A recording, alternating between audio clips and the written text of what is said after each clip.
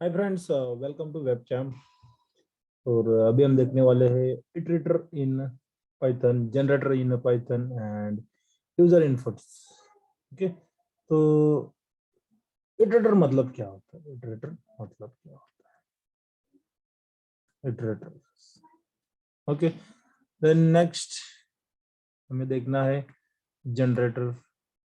तो जनरेटर क्या है ये भी हमें देखना है, एंड देन किस तरह से हम एक यूजर इनपुट इनपुट अभी तक तो हम डायरेक्टली एक लिस्ट को लिख रहे थे, उसमें 1 2 3 एंड सो ऑन वैल्यूज को हम एंटर कर रहे थे। बट ये जो वैल्यू है एवरी टाइम यूजर को हम अलाउ कर सकते हैं यूजर इनपुट देने के लिए, मतलब यूजर से ही ले सकते हैं। ओके, तो किस तरह से ये सारी चीजें करनी है ये हमें देखना है। देन इटरेटर की बात करेंगे तो अभी तक हमें वाइल लूप देखा है, फॉर लूप देखा है ना। फॉर लूप, फॉर लूप तो किस तरह से फॉर लूप किस तरह से काम करता है ना।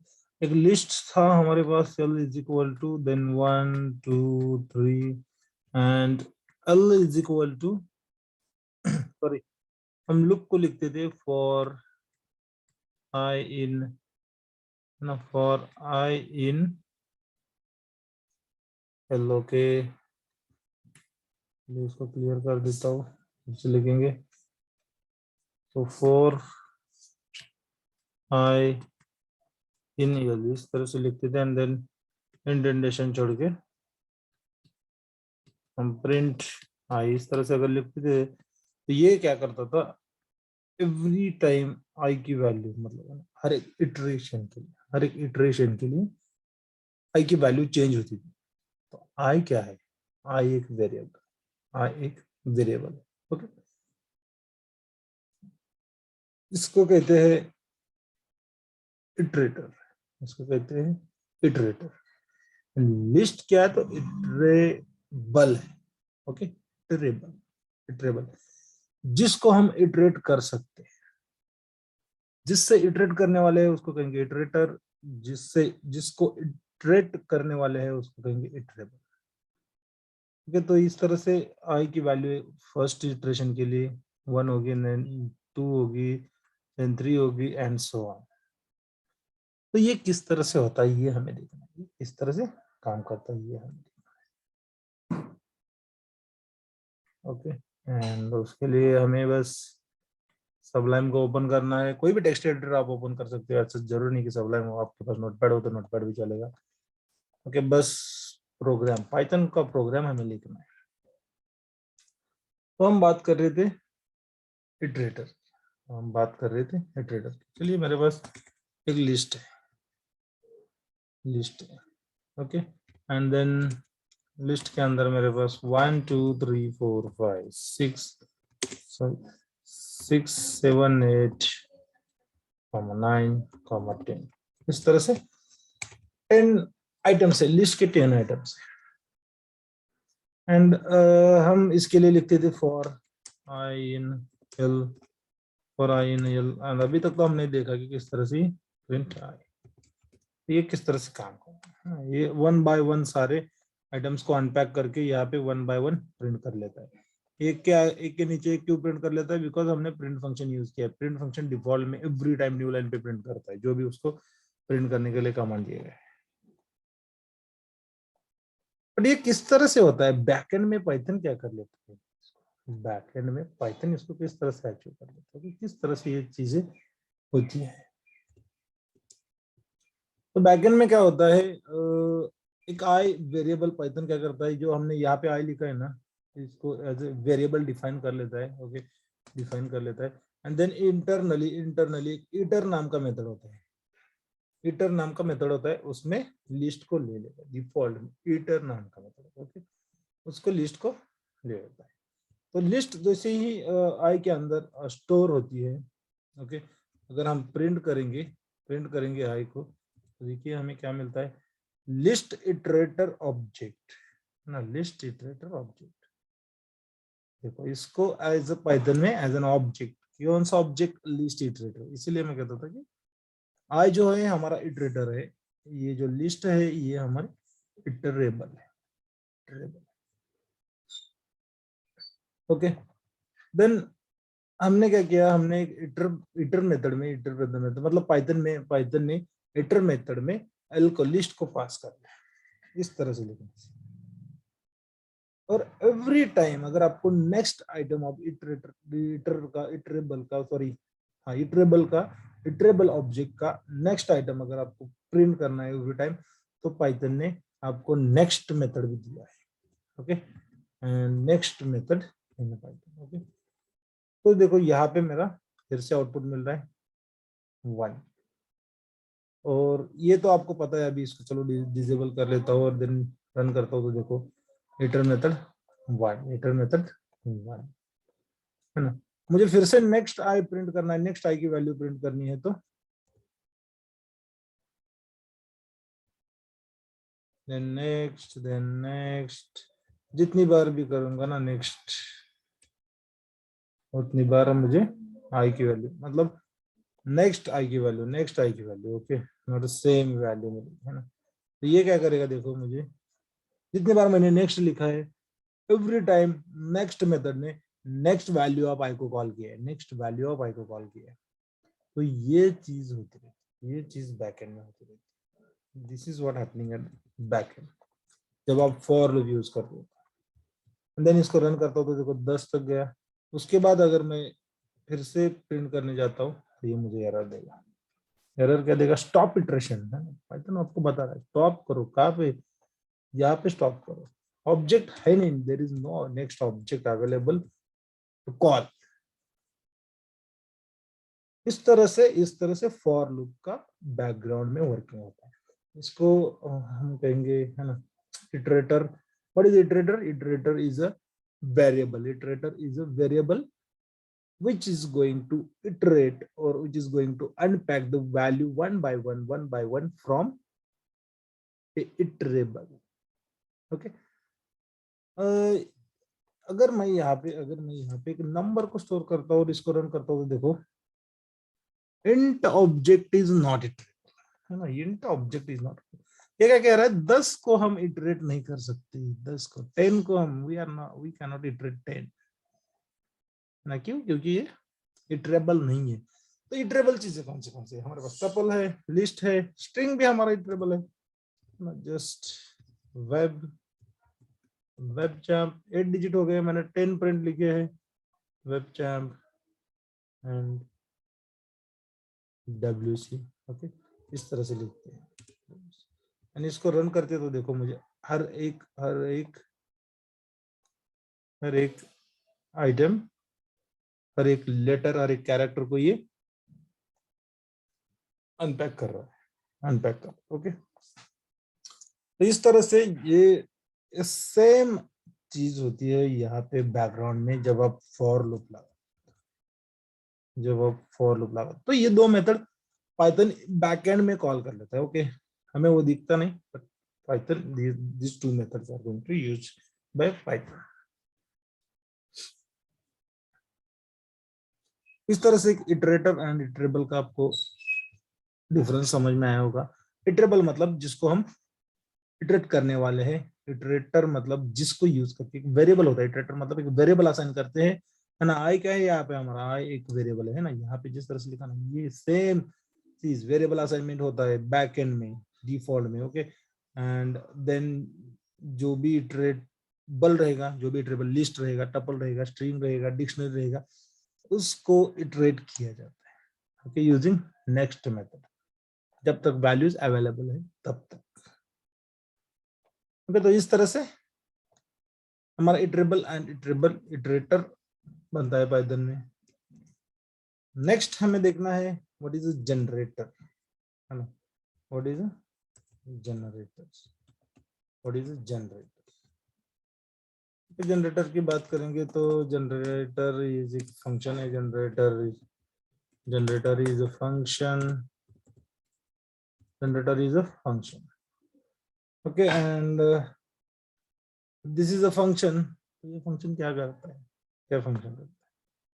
Okay, it uses yield yield statement okay. ये क्या करता है, yield statement instead of, okay, जिस तरह से अभी तक हमने फंक्शन क्या देखा था, फंक्शन हमेशा रिटर्न या फिर हम रिटर्न ही यूज करते हैं। ओके, प्रिंट तो हम बस एक आउटपुट को टेस्ट करने के लिए हम यूज करते हैं, कोई एक आउटपुट को टेस्ट करने के लिए, आउटपुट को क्रॉस चेक करने के लिए, हमें एक्सपेक्टेड आउटपुट मिल रहा है या नहीं मिल रहा है, उसके लिए प्रिंट फंक्शन यूज करते हैं। But function always use return instead of return statement, है ना। यील्ड एक फंक्शन होता है, वो फंक्शन क्या करता है, यील्ड स्टेटमेंट यूज करता है, एक ऑब्जेक्ट क्रिएट करके रखता है, एक ऑब्जेक्ट क्रिएट करके रखता है। सिंपल जनरेटर फंक्शन अगर देखेंगे तो डिफाइन, ओके, एंड जनरेटर की बात करेंगे तो एक रिटर्न क्या करता था, रिटर्न एक स्पेसिफिक आउटपुट आपको रिटर्न करता था ना, एक ऑब्जेक्ट रिटर्न करता था। बट यहाँ पे सीक्वेंस ऑफ ऑब्जेक्ट रिटर्न होगा in generator, okay, in generator function sequence of object is returned, sequence of object it is returned मतलब वो वाला रिटर्न स्टेटमेंट नहीं, एज एन आउटपुट हमें क्या मिलने वाला है उसके बारे में बात। तो जनरेटर एक फंक्शन है, फंक्शन को डिफाइन किया एंड क्या जनरेट करेंगे, एक रेंज को जनरेट करेंगे, है ना। रेंज को जनरेट करेंगे तो n, तो रेंज फंक्शन हम जो जैसे यूज करते हैं ना, उस तरह हम यहाँ पे भी जनरेट करेंगे, उस तरह से हम यहाँ पे भी जनरेट करेंगे। और जनरेटर फंक्शन जो होता है, ये इसको अगर आप as a generator function define कर रहे हैं तो आपको नॉर्मल फंक्शन की तरह ही फंक्शन होता है, nothing change, okay, nothing different, कुछ भी यहाँ पे मतलब डेकोरेटर जिस तरह से था उस तरह से यहाँ पे कोई भी डिफरेंस नहीं। जिस तरह से आप नॉर्मल फंक्शन लिखते थे उसी तरह से फंक्शन लिखना है, ओके। एंड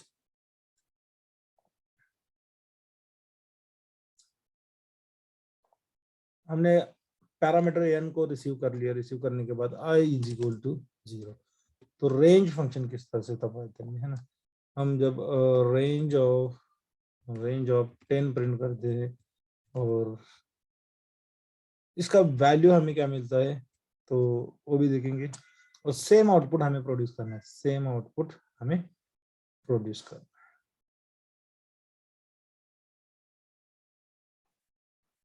तो रेंज फंक्शन की अगर बात करेंगे तो फॉर आई इन रेंज इस तरह से हम लिखते थे, है ना, रेंज लिखते थे, और ये क्या करता था 0 to 9 तक जाता था, 0 to 9 तक जाता था। सेम फंक्शन हमें बनाना है, प्रिंट अगर आई करेंगे तो ये 0 to 9 तक जाएगा, 0 to 9 तक जाएगा, ये रेंज फंक्शन। सिमिलर फंक्शन हमें यहाँ पे डिफाइन करना, सिमिलर फंक्शन हमें डिफाइन करना है एज एन जनरेटर। जनरेटर मतलब आप खुद एक इटरेटर बना सकते हो, खुद एक इटरेटर बना सकते हो, खुद एक इटरेटर फंक्शन आप बना सकते हो। और इटरेटर किस तरह से बनाना है आपको, आपने अभी देखा है, इटर मेथड यूज करना है, hitter and next method use करना है। और यहाँ पे भी डिफॉल्ट में जब जनरेटर फंक्शन यूज करते हो एंड हम जब भी हम while i is less than n, और इसका वर्किंग मैं आपको बताता हूँ, ओके। तो यहाँ पे प्रिंट नहीं करेंगे, हम yield करेंगे, क्या करेंगे, सॉरी, yield i को करेंगे, yield i को करेंगे। उसके बाद i इज इक्वल टू +1, है ना। वाइल लूप हमने यूज किया है, यहाँ पे कोई भी लूप, फॉर लूप भी यूज कर सकते हैं, कोई बात नहीं, एक रेंज में से जाने के लिए, बट वाइल लूप हम यहाँ पे यूज कर रहे हैं। तो ये जो yield है ना, अगर हम एक इसको वेरिएबल में स्टोर करेंगे, अगेन एक इसको वेरिएबल में स्टोर करेंगे, and a is equal to a नाम का variable generate range of 10, generate range of 10। चलिए, इस फंक्शन ने क्या किया, हमें 0 to 9 दिया है, हमें इस फंक्शन, ये फंक्शन से भी क्या वैल्यू मिलती है देखिए। तो हमें खुद का इटरेटर है ना। तो जब हम yield को कॉल करते हैं, yield कोई चीज रिटर्न करता है तो एज एन ऑब्जेक्ट पाइथन में स्टोर होता है, एज एन ऑब्जेक्ट पाइथन में स्टोर होता है। तो ये लूप होके जो भी रेंज मिलेगा हमें वो क्या रहेगा, 0 से स्टार्ट होगा, यहाँ पे जाके 0 yield होगा, 0 का ऑब्जेक्ट बनेगा, फिर यहाँ पे 0 + 1 होगा, i इज इक्वल टू 1 के लिए लूप रन होगी, फिर yield क्या करेगा, 1 को स्टोर करेगा, फिर i इज इक्वल टू 2 हो जाएगा, then again the loop is continue till this condition gets fail, okay. जब तक ये कंडीशन फेल नहीं होता तब तक ये लूप कंटिन्यू रहेगा, ओके। तो अभी हमें क्या करना है, अगर हमने प्रिंट किया ए को, तो देखो हमें क्या ऑब्जेक्ट मिलता है ना, जनरेटर ऑब्जेक्ट जन रेंज एट, इस मेमोरी लोकेशन पे एक ऑब्जेक्ट स्टोर किया है ना, इस मेमोरी लोकेशन को ए में एलोकेट किया। ए इज अ वेरिएबल है ना, इसीलिए तो कहते थे कि जब हम वेरिएबल को असाइन करते हैं तो एक हमारे जब भी प्रोग्राम रन होता है तब ये एक सिस्टम में मेमोरी एलोकेट कर देता है, मेमोरी एलोकेट कर देता है। तो अभी हमें क्या करना है, अभी हमारे पास जनरेटर ऑब्जेक्ट है, जनरेटर ऑब्जेक्ट है मतलब मुझे नेक्स्ट मेथड को कॉल करना होगा, उसको प्रिंट करने के लिए नेक्स्ट मेथड को कॉल करना होगा। एंड देन मैं इसको रन करता हूँ तो देखो मुझे यहाँ पे 0 प्रिंट होके मिला, मुझे यहाँ पे 0 प्रिंट। अभी मैं इसको कमेंट कर लेता हूँ, हमें देखो फर्स्ट वैल्यू मिली 0। देन हमें नेक्स्ट ना खुद का इटरेटर बनाने के लिए, मतलब you can create your own iterators using generator function, हाँ यूजिंग इल्ड स्टेटमेंट। तो फंक्शन की बॉडी कुछ भी रह सकती है, डिपेंड्स अपॉन द सिचुएशन। एक फेबोनिकल सीरीज बनाने के लिए भी ये यूज होता है। तो किस तरह से फेबोनिकल सीरीज होती है ये भी मैं दिखाता हूँ आपको, वो भी हम यहाँ पे अभी देखने वाले हैं। ओके, तो ये कहाँ तक जाएगा, ये कहाँ तक जाएगा, ये जाएगा हमारा 9 तक, 9। इसके बाद अगर मैं प्रिंट करता हूँ, और इसको रन करता हूँ तो देखो स्टॉप इटरेशन 9 के बाद क्या कह रहा है, स्टॉप इटरेशन, मतलब यहाँ पे condition is going to fail, है ना। हमने इटर मेथड के साथ भी यही देखा था, इटर मेथड के साथ इटर एंड नेक्स्ट मेथड, मतलब इल्ड जब हम यूज करते हैं तो ये क्या कर रहा है, ये अगेन हमें एक खुद का own own iterator function iterator create करते हैं। ओके, तो इस तरह से जनरेटर फंक्शन होता है, स्पेशल फंक्शन होता है which is used to create your own iterator, okay. But generator function हमेशा इल्ड स्टेटमेंट यूज करता है इंस्टेड ऑफ रिटर्न करेगा। तो रिटर्न का मीनिंग का मतलब अलग है और इसका मीनिंग अलग है। ओके, रिटर्न लिखेंगे तो हम नेक्स्ट मेथड नहीं कॉल कर पाएंगे। तो ये मतलब बाय डिफॉल्ट यहाँ पे इटर फंक्शन को कॉल कर लेता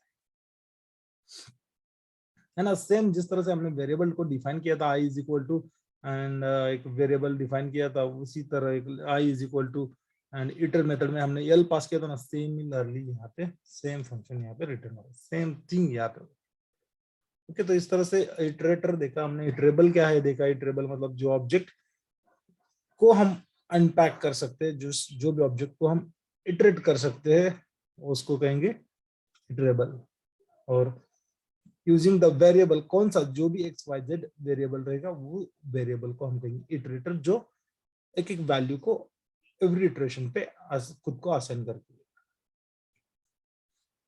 ओके, तो ये हो गया हमारा iterator and iterable and generator. The next part इसको कमेंट कर लेते हैं, चलिए। द नेक्स्ट पार्ट हमारा आता है यूजर इनपुट। तो अभी तक मैंने यूजर इनपुट्स के बारे में बात की। ओके, तो यूजर इनपुट्स मतलब क्या, कि मैन्युअली जब आप प्रोग्राम रन करोगे तो आपको यूजर को इनपुट्स एंटर करने के लिए अलो करना है, यूजर इनपुट एंटर करने के लिए अलो करना है। ओके, तो ये किस तरह से काम करेगा, तो आपको इनपुट लेना है तो इनपुट फंक्शन दिया है पाइथन ने, इनपुट फंक्शन दिया है। ओके, इनपुट फंक्शन दिया है तो आपको इनपुट फंक्शन यूज कर सकते हैं, इनपुट फंक्शन आप यूज कर सकते हैं। ओके, कभी भी आप इनपुट फंक्शन के साथ काम करोगे तो सबलाइन यूज मत करना, ओके, कंफ्यूज हो जाओगे। ये वैल्यू तो एंटर करने के लिए अलाउ करता है but it's not getting that value.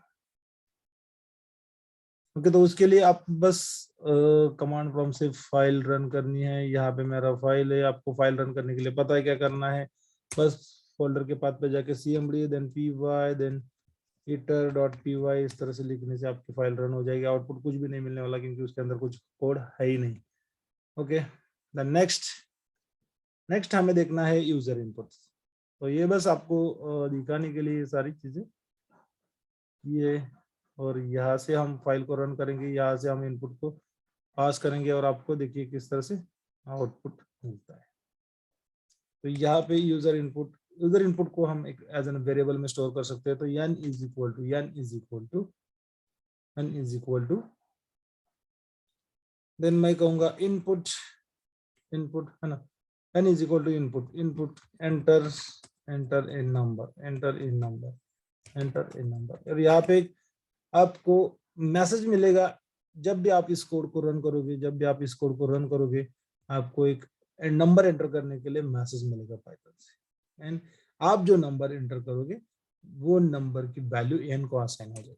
Okay, देखिए यहाँ पे एंटर इन नंबर करके उसके आगे कर्सर है, मेरा पॉइंटर है, मैं इसमें 10 एंटर करता हूँ और n की वैल्यू यहाँ पे सेव हो गई, तो प्रिंट हम n करेंगे, ये कहाँ पे मतलब स्टोर्ड नहीं है, एवरी टाइम जब भी आप फाइल को रन करोगे तो आपको n की वैल्यू एंटर करनी होगी। आप जो भी वैल्यू एंटर करोगे वो वैल्यू n को असाइन होगी। ओके, तो क्या मैं इस वैल्यू से मतलब using 10 range function directly use कर सकता हूँ? Print range of 10, sorry not 10 n। Okay, और क्या ये मेरे लिए काम करने वाला है? देखते हैं। Okay, str object cannot be interpreted as an integer, है ना। देखो ये क्या कह रहा है, str object cannot be interpreted as an, तो ये एक टाइप एरर दे रहा है। टाइप एरर क्यों दे रहा है? क्योंकि जब भी कोई भी मतलब इनपुट फंक्शन में वैल्यू आप एंटर करते हो तो वो वैल्यू बाय डिफॉल्ट स्ट्रिंग में रहती है, बाय डिफॉल्ट टेक्स्ट फॉर्मेट में रहती है। अगर आपको नंबर लेना है तो आपको उसको कन्वर्ट करना होगा, मतलब टाइप कास्टिंग करना होगा। टाइप कास्टिंग करना है मतलब आपको इसके बाहर एक ये जो n है इसको n is equal to integer function में इंटीजर टाइप का टाइप कास्टिंग कर रहे हैं ना, और फिर हम इसको यूज कर सकते हैं। और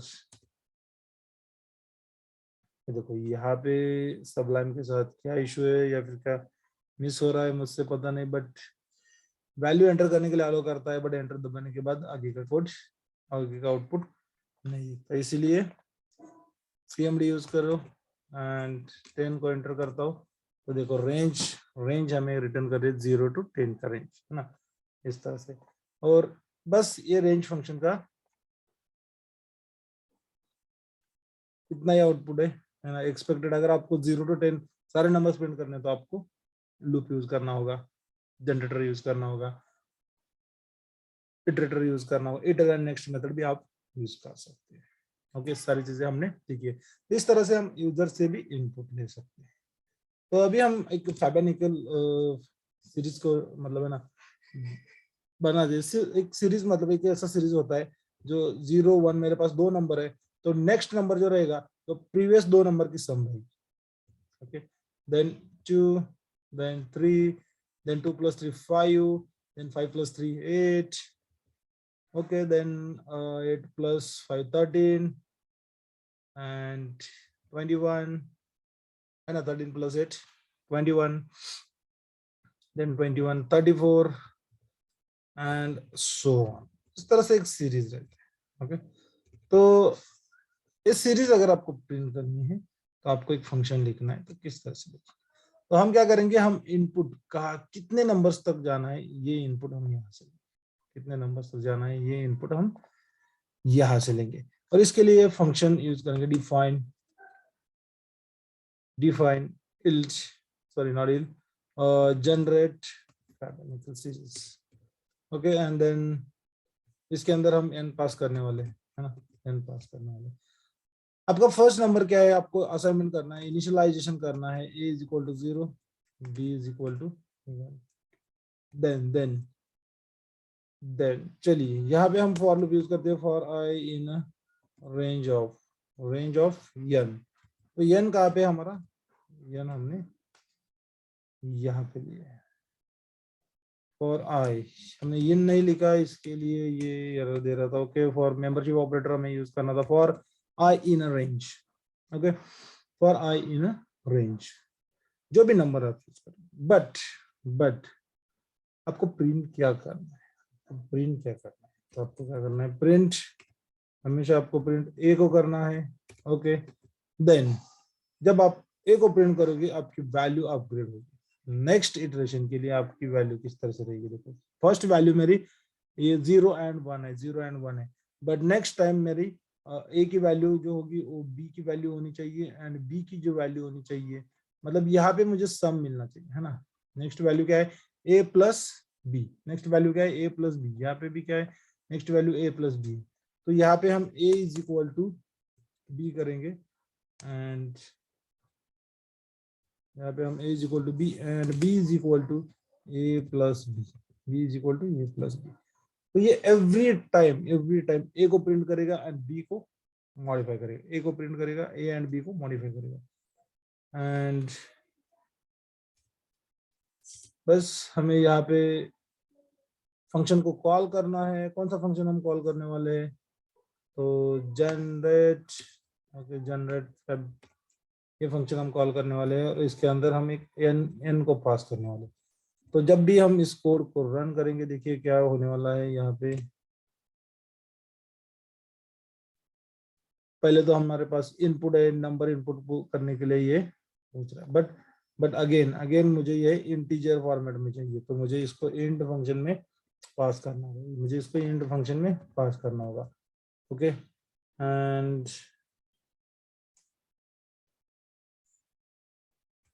चलिए देखो ये ऑलरेडी था, हमने कन्वर्ट किए बिना ही रन किया था। ओके तो अभी मैं 10 को एंटर करता हूँ तो मुझे क्या आउटपुट मिल रहा है।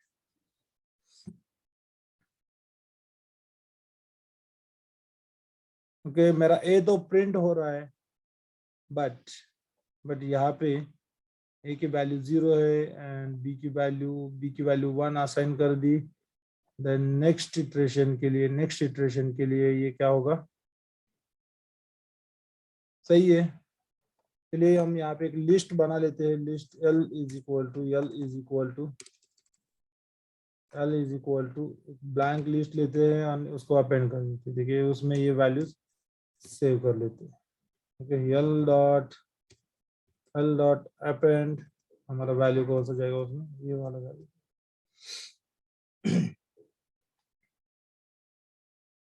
एंड फिर से इस फंक्शन को रन करते हैं, क्लियर स्क्रीन। ये यहाँ पे 10 एंटर किया तो मुझे 10 नंबर मिलने चाहिए, बट हमने रिटर्न नहीं किया, सॉरी यहाँ पे प्रिंट नहीं किया।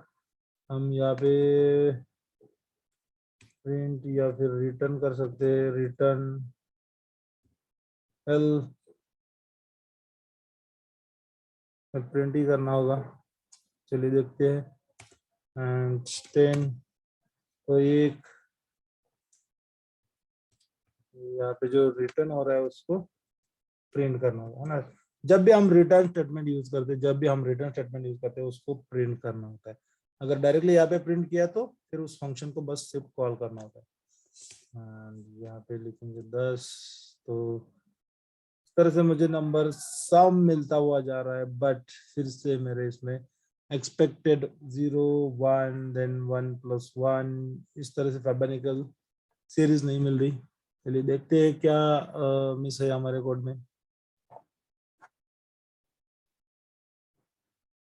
तो मिसिंग ये है कि यहाँ पे हम ए को अपडेट कर रहे हैं एक वन लाइन पे, और यहाँ पे ए की वैल्यू, अगर ए की वैल्यू यहाँ पे असाइन होके जा रही है, तो यहाँ की वैल्यू ए की वैल्यू अपडेट हो रही है, तो वो सेम वैल्यू यहाँ पे पास, वो सेम वैल्यू।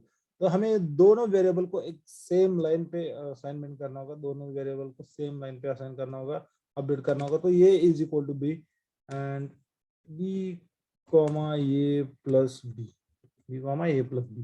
ओके तो यहाँ पे क्या होगा, एट अ टाइम दोनों की वैल्यू अपडेट हो जाएगी। ओके हम जो पहले 1 बाय 1 कर रहे थे उसमें ये इशू आ रहा था कि ए की वैल्यू अगर हम असाइन करते हैं ए को बी की वैल्यू असाइन करते हैं तो नेक्स्ट लाइन पे बी में हमारा अपडेटेड ए जा रहा था, बट हमें प्रीवियस ए जाना चाहिए था, हमारा प्रीवियस ए जाना चाहिए था ना। तो किस तरह से ये इश्यू हो रहा था ये मैं आपको यहाँ पे बता देता हूँ। तो पहले हमारा ए का वैल्यू क्या है, ए इज इक्वल टू 0 है, बी इज इक्वल टू 1 है। ओके तो इसको प्रिंट कर लिया 0 एंड 1, 0 एंड 1। ओके 0 को प्रिंट कर लिया फर्स्ट, 1 को नेक्स्ट इटरेशन पे प्रिंट होगा। और नेक्स्ट असाइनमेंट के टाइम क्या होगा, ए इज इक्वल टू बी, मतलब यहाँ पे ए की वैल्यू अपग्रेड हो रही है 1 हो रही है, और नेक्स्ट लाइन पे हम क्या कर रहे थे, ये प्लस बी कर रहे थे, तो ये 2 हो रहा था, क्योंकि क्या ए की वैल्यू 1 हो गई थी एंड बी की वैल्यू एज इट इज 1 थी। तो बट ये हमें सॉरी 2 नहीं चाहिए था, ये हमें 1 चाहिए था, मतलब ए असाइनमेंट हमारा गलत हो। तो इसके लिए भी एक सॉल्यूशन आता है ना, पाइथन एक वे आता है कि हम सेम लाइन पे नंबर ऑफ वेरिएबल्स असाइन कर सकते हैं। तो इस तरह से ए एंड बी कॉमा देके लिखेंगे, तो आपको दो वैल्यूज यहाँ पे लिखनी है, B and A plus B. तो मतलब अपग्रेड होने के पहले नेक्स्ट लाइन पे अपग्रेड होके जाएगा ना, सेम लाइन पे तो अपग्रेड नहीं होगा। तो ये यहाँ पे बी के वैल्यू यहाँ पे एज इट इज 1 आ जाएगी, और ये जो सम होगा यहाँ पे 0+1 का सम होगा, 0+1 का सम होगा, जो हमारे इनिशियल नंबर है, और तब जाके हमें सही आउटपुट मिलेगा। तो वेरिएबल असाइनमेंट में हमने देखा था, अगर नहीं देखा होगा तो ये बी सी करके मैं यहाँ पे 10, 20 एंड 30 इस तरह से भी वेरिएबल असाइनमेंट लिख सकता हूँ। एक सिंगल लाइन में मल्टीपल वेरिएबल्स को डिक्लेयर कर सकते हैं, कोई भी इशू नहीं है। ओके, तो ये यहाँ पे क्या होने वाला है, ये ए में जाएगी 10 की वैल्यू, बी में जाएगी 20 की वैल्यू, सी में जाएगी 30 की वैल्यू। इस तरह से असाइनमेंट होने वाला है, इस तरह से लिखेंगे तो भी चल जाता है। और अब हम इस सीरीज को रन करेंगे, तो ये देखो यहाँ पे मुझे पूछेगा एंटर नंबर, मैंने 10 नंबर चाहिए, तो अभी मुझे फिबोनाची सीरीज मिलती है। क्या ये सीरीज जैसे मैंने लिखा था है ना, फर्स्ट 2 नंबर की सम मतलब नेक्स्ट नंबर, और 1+1 2 यहाँ पे आ रहा है, 1+2 3 यहाँ पे आ रहा है, next number will be the sum of previous 2 numbers. Okay, and 3+5 8 आ रहा है, 8+5 13 आ रहा है, 8+13 21 आ रहा है, 13+21 14। तो यहाँ पे हम जितना भी बड़ा नंबर एंटर करेंगे ना, उतनी बड़ी लिस्ट हमें मिलेगी ना। ये देखो यहाँ तक जा रहा है ना। तो ये प्रोग्रामिंग का एडवांटेज होता है। ये मैन्युअल करने में हमें कितना टाइम लगेगा, बट ये प्रोग्रामिंग में इमीडिएटली हो जाता है। ओके, तो ये इस तरह से हम यूजर इनपुट्स ले सकते हैं। यूजर इनपुट्स लेके हम मल्टीपल प्रोग्राम्स रन कर सकते हैं, ओके, तो अभी के लिए यहाँ पे रुकते हैं, एंड चलिए तब तक के लिए आपको मिलते हैं नेक्स्ट सेशन में। तब तक के लिए आपको वेबकैम चैनल को सब्सक्राइब करना है।